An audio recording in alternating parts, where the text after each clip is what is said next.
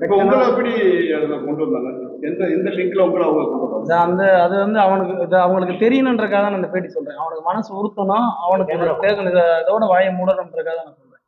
அவங்க யாருன்னு எனக்கு தெரியும், இங்க இருந்து ஒரு சில ரிப்போர்ட்டருக்கும் தெரியும். அவங்க அதே சொன்னாங்கன்னு என்கிட்ட சொல்லிட்டாங்க. அவங்க அண்ணே நீங்களே விசாரிச்சுக்கணும்னு சொல்லிட்டு உண்மைனா நீங்க கேட்டுக்கணே சொல்லியாச்சு. பர்டிகுலரா அந்த காவலர் ராஜா ஒரு சம்பந்தப்பட்ட ஆளுங்க உங்களை மிரட்டுறாங்க, அதுக்கு தான் ஆமா அது உண்மைதான். 6 பேர் கைதாயிருக்காங்க. அதுல பர்டிகுலர் ராஜா மட்டும் சொல்லிருக்காங்க.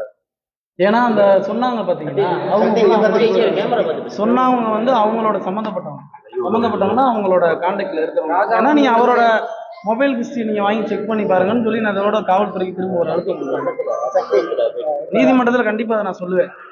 அவரோட ஃபுட்டேஜ அவரோட கால் ஹிஸ்டரிய ராஜான்ற ஒரு கால் ஹிஸ்டரி யாருக்கு பேசினார் குற்ற பின்னணி உள்ளவங்களோட கால் ஹிஸ்டரியை வாங்கி செக் பண்ணுங்க. என்னைய பத்தி யார்கிட்ட சொன்னாருன்றது விவரம் அதுலயே தெரிய வரும். நான் அது யார்கிட்ட சொன்னார்னு சொல்ல விரும்பல, அதை நீங்க கேட்டு தெரிஞ்சு. யார்கிட்ட சொன்னான்னு சொல்ல விரும்பல, என்ன சொன்னாங்க? நான் தான் அடிச்சு கொண்டாந்து விட்டேன்னு தான் சார் சொன்னாங்க. அதை தான் சொல்லிட்டேன் நான் ஆரம்பத்திலேயே. நான் தான் அடிச்சு கொண்டாந்து ஒப்படைச்சோம்னு சொல்லிட்டாங்க.